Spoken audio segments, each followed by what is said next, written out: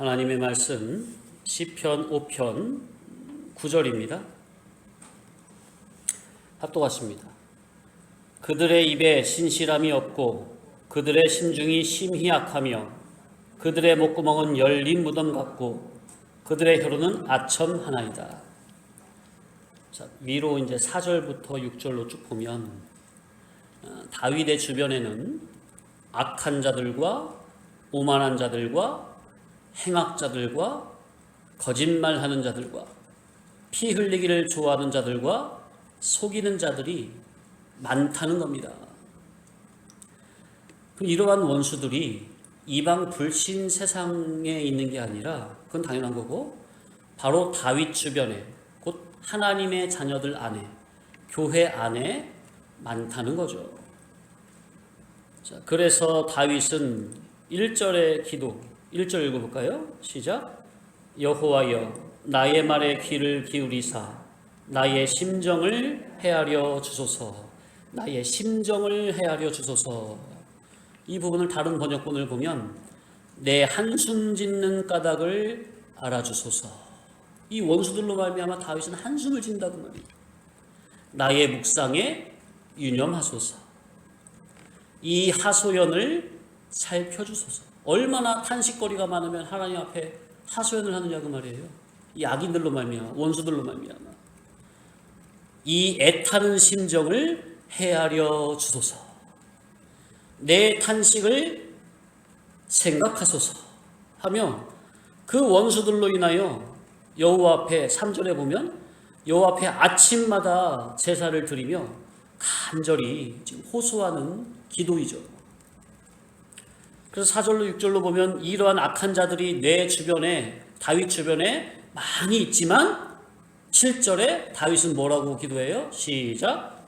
오직 나는 주의 풍성한 사랑을 힘입어 주의 집에 들어가 주를 경외함으로 성전을 향하여 예배하리이다. 이렇게 하나님만을 예배하겠다는 겁니다. 그러니 여호와께서는 나를 어떻게 해달라고 이제 8절에 기도해요? 시작. 여호와여 나의 원수들로 말미암아 주의 의로 나를 인도하시고 주의 길을 내 목전에 곧게 해달라 하는 겁니다. 왜요?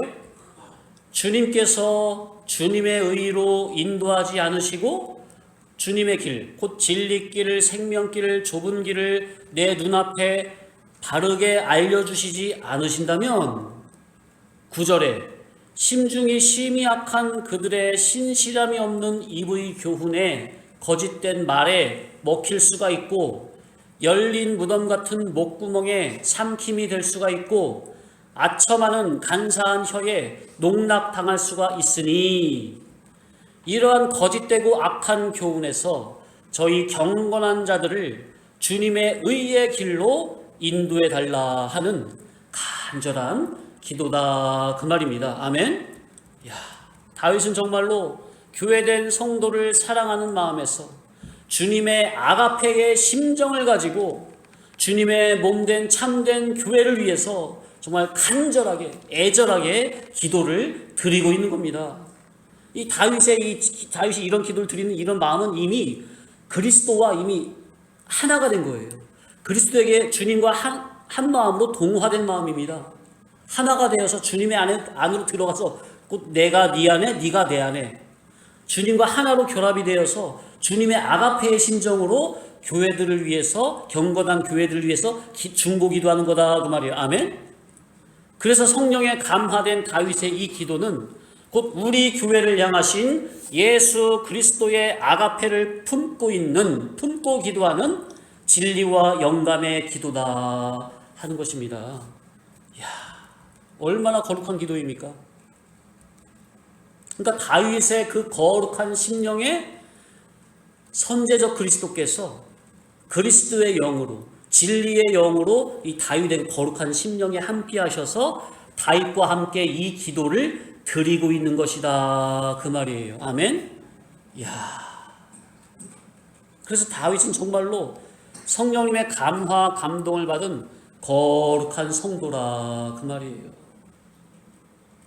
어떻게 이러한 신앙이 사모가 되십니까?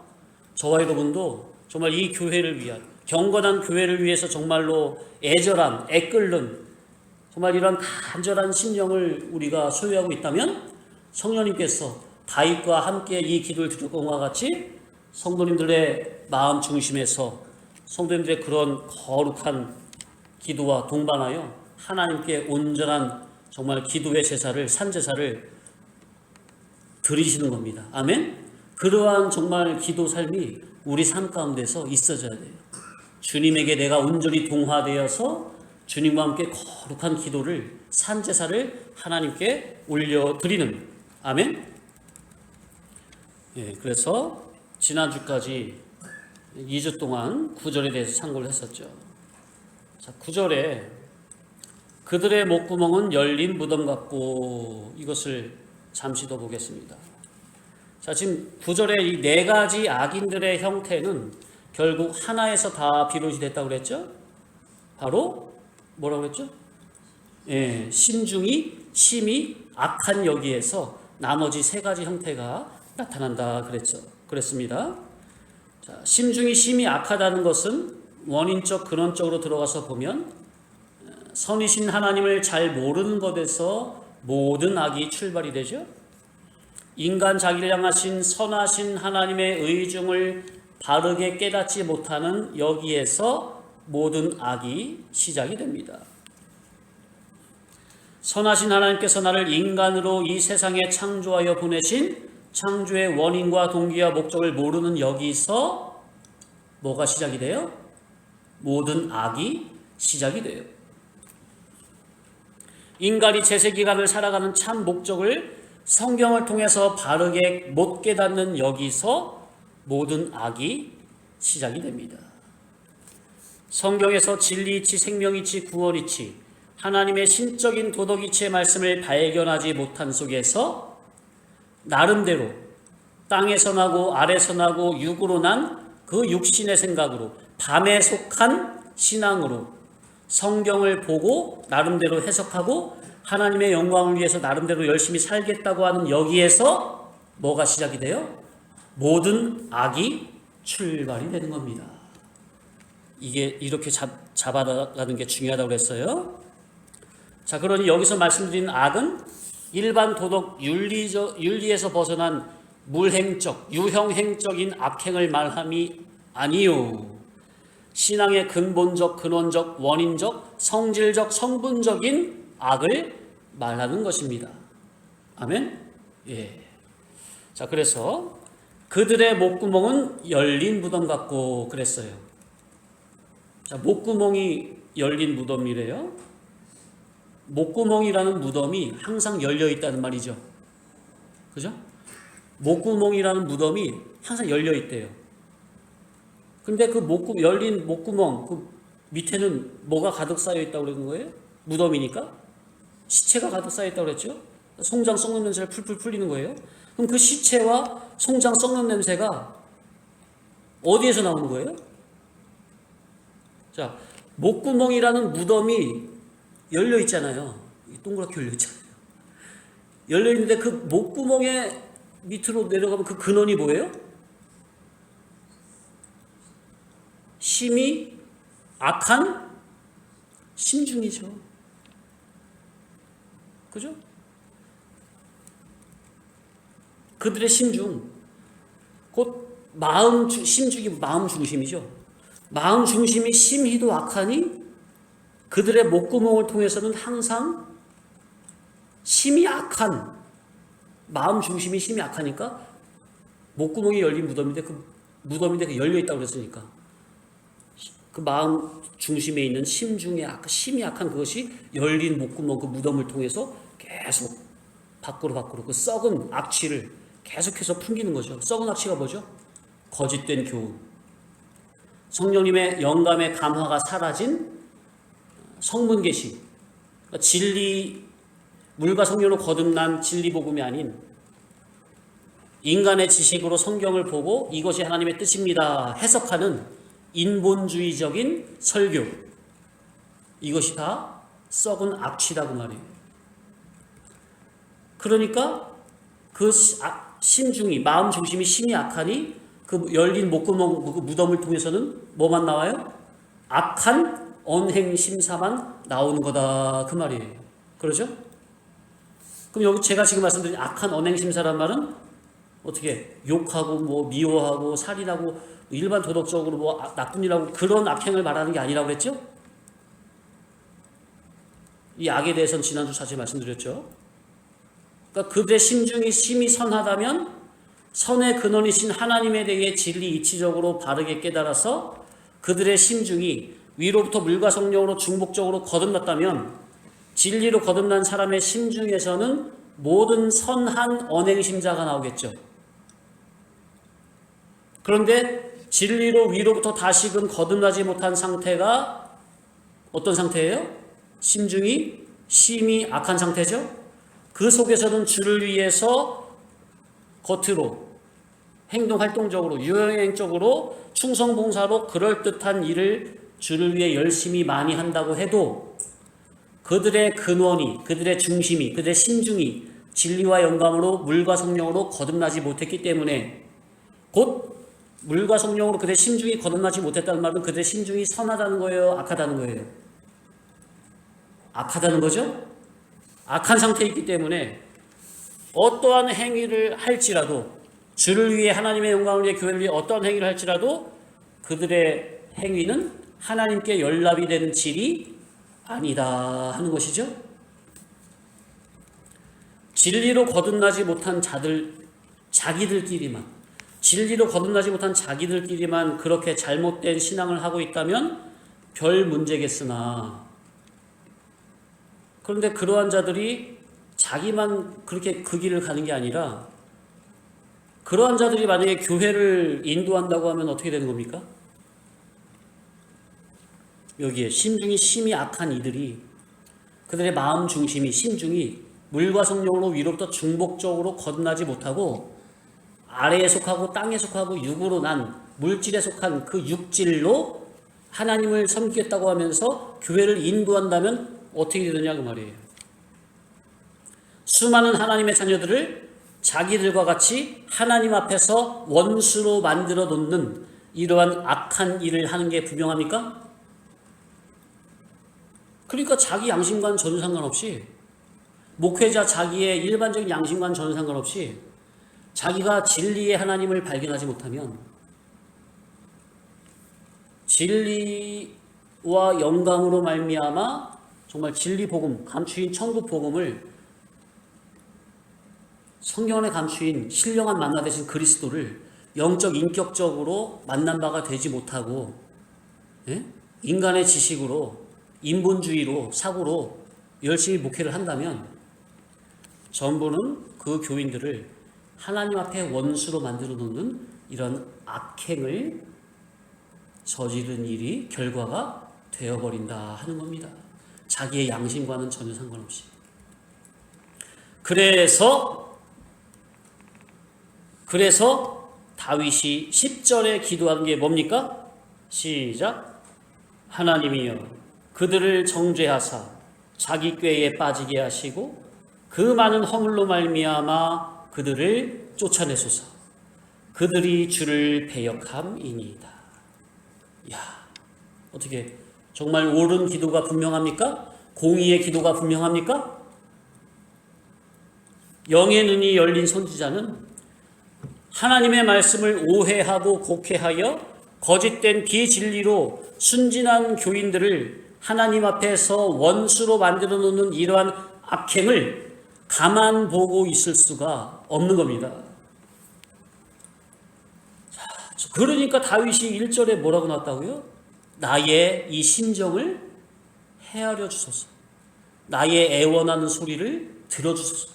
나의 하소연을 들어주소서. 나의 탄식을 들어주소서. 간절히 호소하는 거 아닙니까? 참 저도 진리를 깨닫고 참 얼마나 초창기에 얼마나 가슴을 치고 울었는지 몰라요. 주변 교회를 보면서. 자, 그러면 어떻게 해야 되는 겁니까? 그 원수들을 보면서 그들과 다윗처럼 싸워야 되겠죠? 어떻게 싸웁니까? 어떻게? 목사님 찾아가서 막 야구방망이 들고 목사님 찾아가요?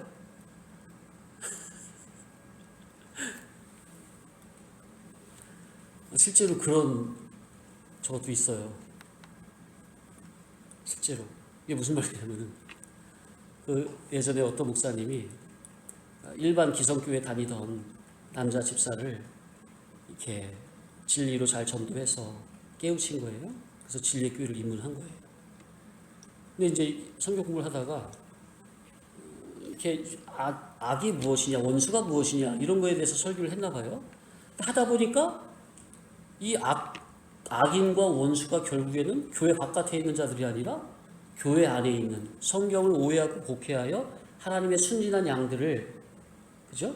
근데 고열을 빨아보는 거짓된 종들이 정말 성도의 진짜 원수요 악인이라는 것을 그 성도가 되게 막 실감이 돼서 막 깨달음이 왔나 봐요.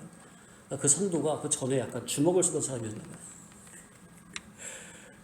그러니까 목사님, 저 도저히 안 되겠습니다. 저희 아구망망이 들고 저 전에 가르치던 목사 찾아가야 되겠습니다. 그렇게 나오더래요.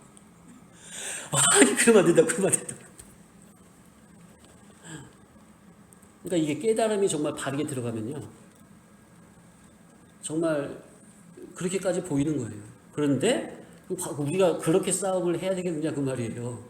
우리의 싸움은 혈과 육의 싸움입니까? 에베소서 6장 12절 제가 읽어드립니다. 우리의 씨름은 싸움은 혈과 육을 상대하는 것이 아니요 통치자들과 권세들과 이 어둠의 세상 주관자들과 하늘에 있는 악의 영들을 상대함이라. 자, 우리의 싸움은, 씨름은 혈과 육에 속한 거라고요? 그러니까 어떻게 혈기로 막 싸우면 돼요, 안 돼요? 그런 분들 막 찾아가서 혈기로 막 하면 돼요, 안 돼요? 안 되는 거예요. 그러므로 하나님의 전신갑주를 취하라 그랬죠? 자, 그럼 하나님의 전신갑주를 취하라는 말은 물론 이제 에베소서 여기서 그 의미가 또 그렇게 생각할 수 있는 거예요. 근데 이제 이것을 이제 우리가 깨닫고 있는 다윗의 이 기도와 비추어서 연관시켜서 보면 하나님의 전신갑주를 취하라는 말은 그러니까 싸우라는 말이죠. 혈과 육의 싸움이 아니니 하나님의 전신갑주를 취하라. 그 말은 한마디로 하면 길이요 진리요 생명 되신 예수 그리스도 그분의 진리 복음을 나의 왕으로 기준 주격으로 보시라는 겁니다. 날마다. 내 사고의 기준 주격을 진리의 복음으로 확고하게 세우라는 거죠. 그래서 주님을 나의 진정한 왕으로 모시고 그분의 진리 복음의 인도 따라 순종만 하면 우리의 대장 되신 예수 그리스도께서 내 앞서 나가면서 다 싸우고 친히 다 이기고 나가시니 우리는 믿음으로 그 주님 곁에 바짝 붙어 있기만 하면 된다는 겁니다. 아멘? 어떻게? 그 원수들과 내가 싸워야 돼요? 아니면은 나는 믿음으로 주님을 앞세우고 주님 뒤에 바짝 순종하여 따라가기만 하면 되는 거예요. 이게 우리가 해야 될 싸움이다 그 말이에요. 절대로 주님 잠깐만 뒤로 계세요. 제가 한 번만 저놈 저거 말하는 거 저거 제가 한 번만 좀 어떻게 돌려버리고 그 다음부터 진리와 아가페를 좀 해보겠습니다. 이렇게 되면 안 된다 그 말이에요. 이해되시죠? 어떻게 좀 느낌이 오십니까? 근데 우리는 그러니까 항상 어떤 결정적인 사건만 있으면 기존적인 내가 푹푹 튀어나가잖아요. 내가 아닌 주님을 앞세우고 항상 주님의 인도 따라 나는 그저 주님의 인도 따라 진리의 인도 따라 그저 내가 할 일은 겸손히 순종. 그러면 거기에 혈과 육이 튀어나올 수 있습니까? 내 옛사람이 튀어나올 새가 있습니까? 없는 거거든요. 근데 우리는 그런 믿음을 써야 되는데 그런 믿음을 못 쓰고 어떤 사건만 만나면 그만 내 기존적인 옛사람이 푹 튀어나가. 예수님 잠깐만 뒤에 계세요. 그러니까 사고 치는 거죠. 그러면 다 지는 거예요. 신앙싸움에서. 구원 못 이뤄요. 성도님들 삶 속에서 구원 못 이뤄요. 그런데 뭐 그런 찬송가도 있잖아요. 그죠? 대장 대신 예수께서 앞장서 뭐지? 갑자기 생각이 안 나네요. 가사가 뭐예요? 우리 대장 예수 뭐죠? 갑자기 생각이 안 나네. 그 찬송과 비슷한 게 두세 개가 있는데 그게 지금 다 짬뽕대가로 생각이 돼가지고 제가 지금 갑자기 지금 생각하니까 무슨 찬송인지 아시죠? 아무튼 대장 대신 예수가 앞장서서 나가시니까 우리는 그분의 뒤를 믿음으로 바짝 붙어서 따라가기만 하면 되는 거예요.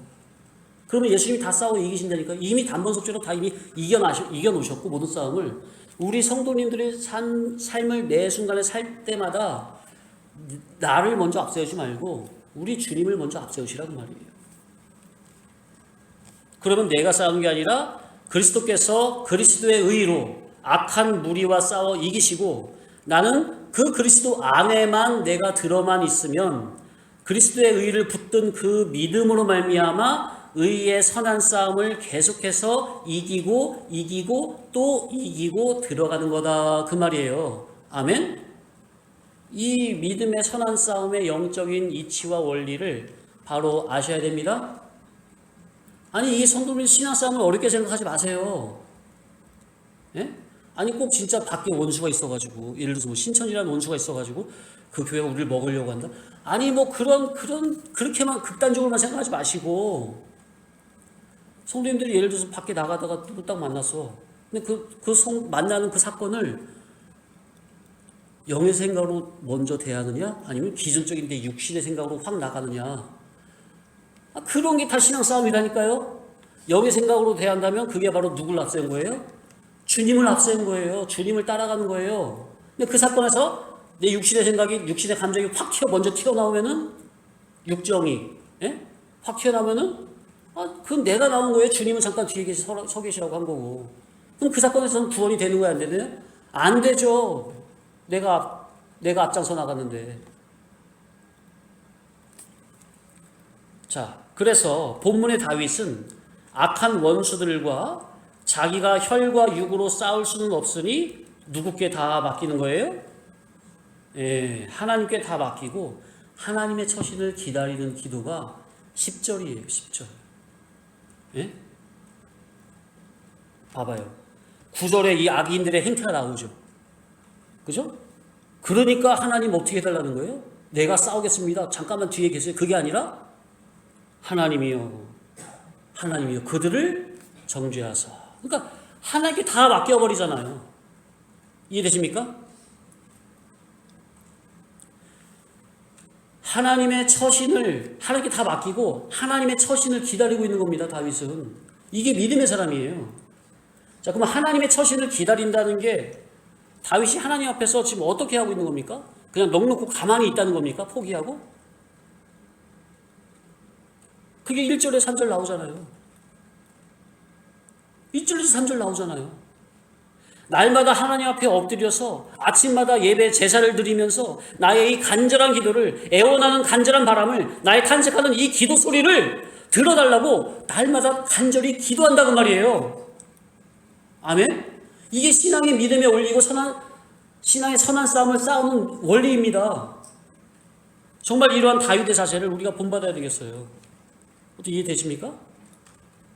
이 성도가 해야 될 싸움이에요. 그러니까 저 원수는 누구께 다 맡겨버리고 하나님의 처신을 기다린다는 말은 이제 하나님께 간절히 기도하는 거죠. 성도님들, 원수가 보이십니까? 개인적인 원수 말고. 자, 그럼 개인적인 원수도 개인적인 원수가 있다면 내 저놈만 없으면 내가 참 속이 시원하겠는데 항상 내 눈 앞에서 그냥 알짱알짱거리는 바람에 그냥 어떻게 저놈의 원수는 죽지도 않네요. 귀신은 뭐 하는지 몰라. 저놈의 원수 안 잡아가고. 어떻게 그런 원수 있어요? 자, 그러면 개인적인 그 원수는 저쪽에만 문제가 있는 겁니까? 사람의 삶은 관계성이니 나에게도 문제가 있는 겁니까? 혹 자기는 가만히 있는데 저쪽에서 애매하게 계속 원수짓을 한다면 하나님께서는 지금 그 원수를 놓고 그 원수와 같이 혈과 육으로 싸우라고 주신 사건입니까? 아니면 하나님께 지혜를 구해서 지혜롭게 처리를 하라고 그 원수 같은 사람을 계속 붙여주시는 겁니까? 주님의 아가페 진리 사랑으로 녹이든 혈과 육으로 같이 저질적인 상대를 안 하든 주님의 은혜 안에서 여러 가지 방편이 있다 그 말이에요. 주님께 기도하면 주님께서 지혜를 주신단 말이에요. 이렇게 하든 저렇게 하든 선한 방편으로 그 원수를 이길 수 있는, 대처할 수 있는 지혜를 주신다 그 말이에요. 자, 그런 개인적인 원수 말고 자타의 이룰 구원을 방해하고 회방하는 진짜 원수들이 보이십니까? 다윗과 같은, 다윗이 이 원수를 위해 기도하는 다윗 주변에 있는 이런 원수들이 보이십니까? 아니면 잘 안 보이십니까? 목사님, 저는 아무리 봐도 제 주변에는 우리의 구원을 방해하는 이 원수는 잘 안 보이는데요? 한다면 가장 큰 원수가 어디에 있는 겁니까? 바로 자기 속에 들어있는 거죠. 진리로 깨우침을 받지 못하고 진리로 거듭나지 못한 기존적인 옛사람 자기, 욕심의 생각, 주격으로 신앙한다고 하는 그 옛사람 자기가 가장 큰 원수다 그 말이에요. 자, 어떻게? 그러면 그런 원수와 개인적으로 1대1로 혈과 육으로 싸우려고 하면 됩니까? 그거는 성도가 해야 될 싸움이 아니라고 누누이 말씀을 드리는 거죠. 자, 그러니 그러한 원수를 어떻게 하라고요? 누구께 맡기라고요? 누구께 호소하라고요? 다윗과 같이 하나님께 맡기고 간절히 호소하라고 말이에요. 이 다윗의 이 기도가 너무나 그냥 본보기로 표본으로 딱 우리에게 보여주잖아요. 자기가 싸우려고 하지 말고 하나님께 의탁하여 하나님께서 직접 싸우시게 하라고 말이에요.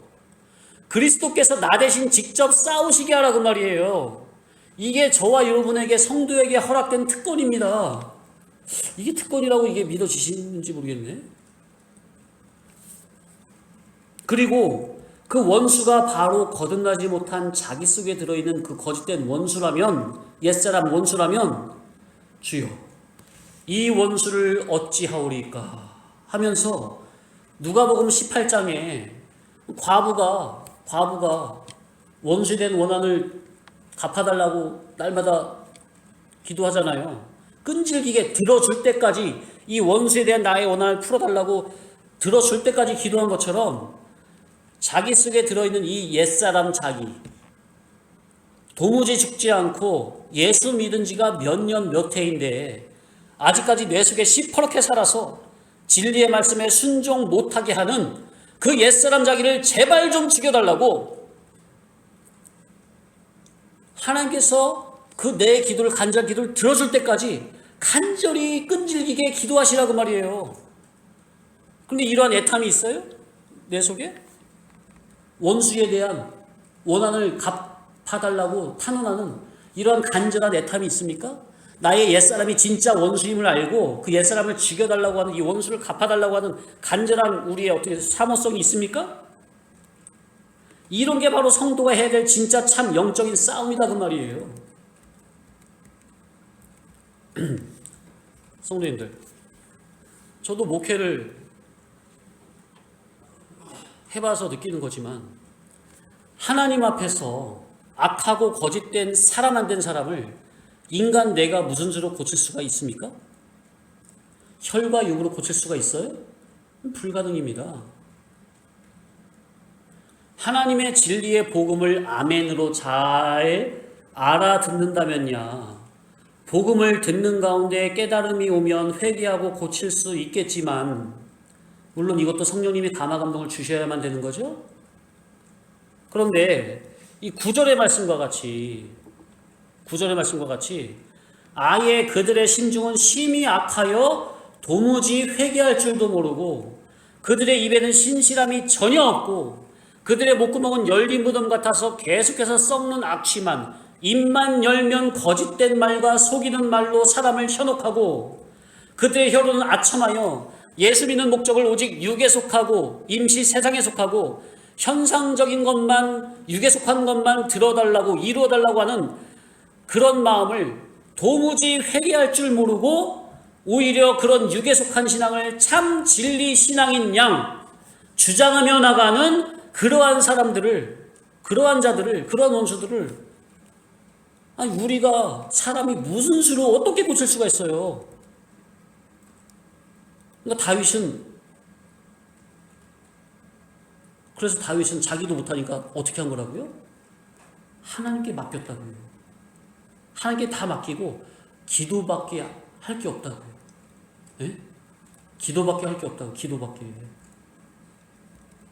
이해되십니까? 기도밖에 없는 거예요.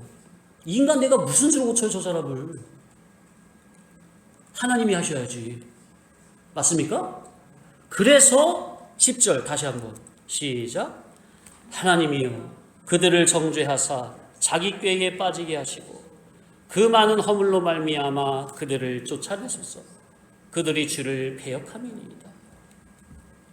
진리의 복음을 듣기 싫어하고 진리의 복음을 들으면서도 듣기만 하고 말씀대로 순종하여 고치기를 싫어하는 사람을 옆에서 사람이 무슨 수로 고칠 수가 있겠어요. 자기가 싫다는데.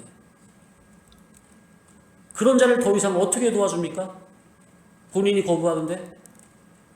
그러니 그럴 때는 뭐밖에 할 게 없는 거예요? 예, 그저 하나님께 맡기고 하나님께서 역사해 주시기를 기도하는 수밖에 없는 겁니다. 어떻게 이해되십니까? 주여. 그래서 이 본문의 구체적인 해석은 다음 시간에 이어서 말씀드립니다. 오늘은 이 10절에 대한 서론격이죠. 왜 다윗이 10절에 이러한 기도를 드릴 수밖에 없었나? 그죠? 그래서 이러한 다윗의 자세에 의해서 우리가 정말 우리 주변에 있는 성도의 진짜 원수, 이 원수, 먼저 내 속에 들어있는 이 거짓된 옛사람, 그리고 안팎에 다 있는 우리 성도 이룰권을 방해하는 이러한 부절의 형태를 띤 이런 악인들, 이 원수 어떻게 할 거예요? 우리가 어떻게 말로 한다고요? 절대로 못 고칩니다. 하나님께 기도로 호소할 것밖에 없는 거예요. 하나님께 맡기고 하나님의 처신을 기도할 것밖에 없는 거예요.